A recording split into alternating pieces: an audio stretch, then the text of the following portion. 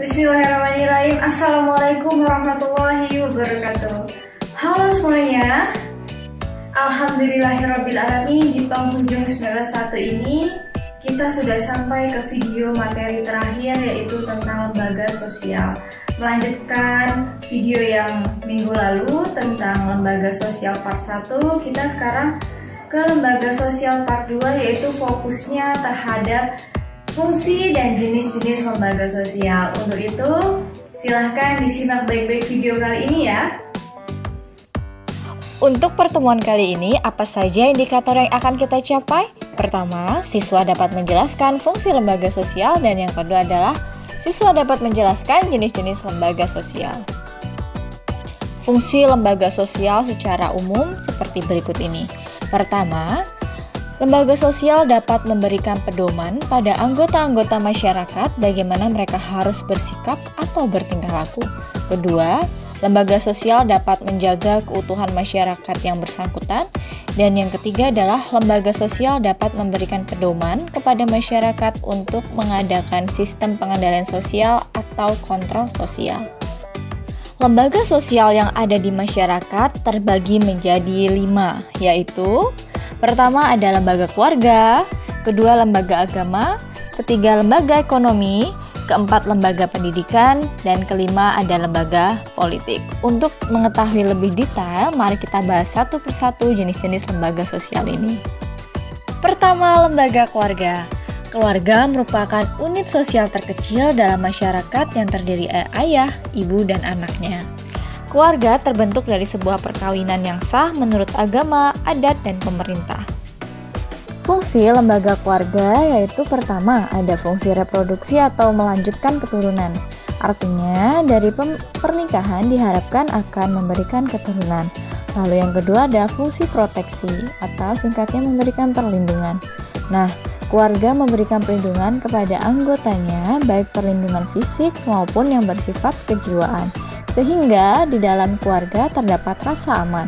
Lalu yang ketiga ada fungsi ekonomi, yaitu dalam sebuah keluarga ayah merupakan kepala keluarga yang mempunyai kewajiban memenuhi kebutuhan ekonomi anak-anaknya atau keluarganya. Yang keempat adalah fungsi sosialisasi atau menanamkan nilai dan norma. Keluarga dapat membentuk kepribadian anak agar menjalankan kehidupan yang sesuai dengan nilai dan norma masyarakat. Keluarga merupakan sosialisasi pertama bagi anak atau disebut dengan sosialisasi primer. Lalu yang kelima ada fungsi afeksi. Keluarga berfungsi untuk memberikan kasih sayang dan perhatian pada anak-anaknya. Yang keenam, lembaga keluarga memiliki fungsi pengawasan sosial atau mengawasi atau melakukan kontrol sosial. Nah, keluarga saling kontrol atau saling mengawasi karena memiliki tanggung jawab dalam menjaga nama baik keluarga. Lalu yang ketujuh, lembaga keluarga memiliki fungsi pemberian status, di mana melalui lembaga perkawinan seseorang akan mendapatkan status atau kedudukan yang baru di masyarakat.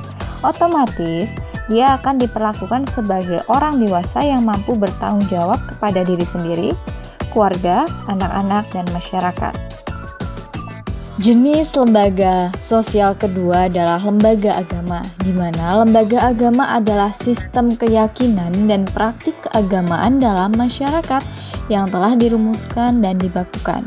Agama merupakan suatu lembaga atau institusi penting yang mengatur kehidupan rohani manusia. Lembaga agama berfungsi sebagai sebagai pedoman hidup bagi manusia. Kedua adalah sumber kebenaran. Ketiga, pengatur tata cara hubungan manusia dengan manusia serta manusia dengan Tuhannya. Keempat, tuntutan prinsip benar dan salah. Kelima, sebagai pedoman pengungkapan perasaan kebersamaan. Yang keenam, sebagai pedoman keyakinan manusia. Dan yang terakhir, lembaga agama berfungsi sebagai pedoman keberadaan manusia.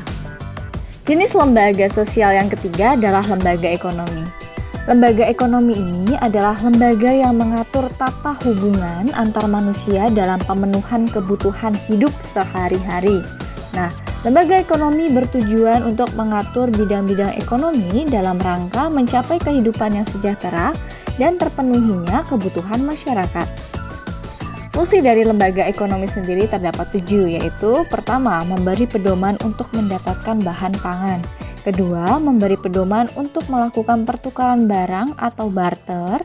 Yang ketiga, memberi pedoman tentang harga jual beli barang. Yang keempat, memberi pedoman untuk menggunakan tenaga kerja. Yang kelima, memberikan pedoman tentang cara pengupahan. Yang keenam, memberikan pedoman tentang cara pemutusan hubungan kerja. Dan yang terakhir, fungsi lembaga ekonomi adalah memberi identitas bagi masyarakat. Jenis lembaga sosial yang keempat adalah lembaga pendidikan. Nah, lembaga pendidikan ini merupakan lembaga yang tempat berlangsungnya proses pendidikan yang dilakukan dengan tujuan untuk mengubah tingkah laku individu ke arah yang lebih baik melalui interaksi dengan lingkungan sekitar. Terdapat jenis dari lembaga pendidikan, yaitu ada lembaga formal atau biasa kita kenal dengan sekolah. Terdapat pula lembaga non-formal yang biasanya kita kenal sebagai kursus-kursus keterampilan, kursus bahasa, dan kursus komputer, dan lain sebagainya. Serta ada pendidikan informal. Nah, pendidikan informal ini terjadi di keluarga atau biasanya dalam rumah. Fungsi pendidikan yang pertama ada dua ya, yaitu fungsi manifest dan fungsi laten. Nah, fungsi manifest adalah fungsi yang tercantum dalam kurikulum sekolah. Yang pertama, fungsi lembaga pendidikan yaitu mempersiapkan anggota masyarakat untuk mencari nafkah. Kedua, mengembangkan bakat perseorangan demi keputusan pribadi dan bagi kepentingan masyarakat. Yang ketiga, melestarikan kebudayaan masyarakat. Dan yang keempat adalah menanamkan keterampilan yang perlu bagi partisipasi dalam demokrasi. Lalu fungsi laten lembaga pendidikan atau fungsi yang tidak disadari secara langsung, yaitu pertama, mengurangi pengendalian orang tua. Lalu yang kedua, mempertahankan sistem kelas sosial. Dan yang ketiga adalah memperpanjang masa remaja.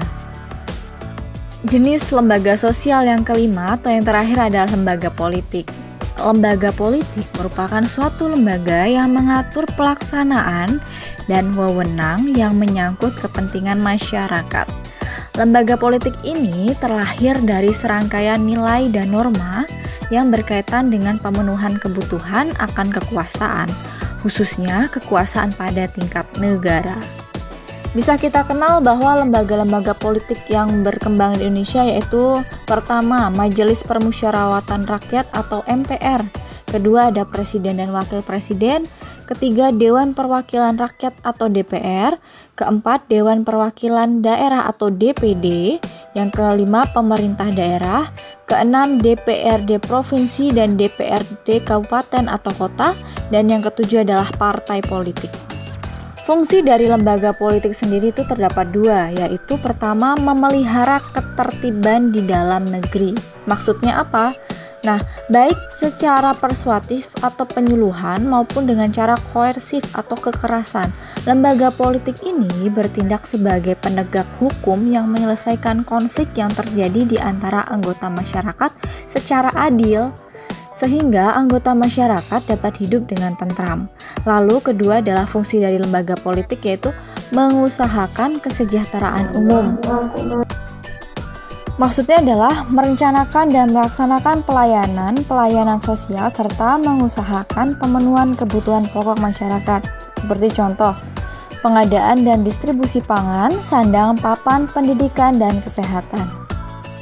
Alhamdulillahirabbil alamin, materi terakhir pelajaran IPS kelas 7 semester 1 telah selesai di lembaga sosial ini. Untuk pertemuan kali ini, jika ada salah kata saya mohon maaf. Saya akhiri ya. Wassalamualaikum warahmatullahi wabarakatuh.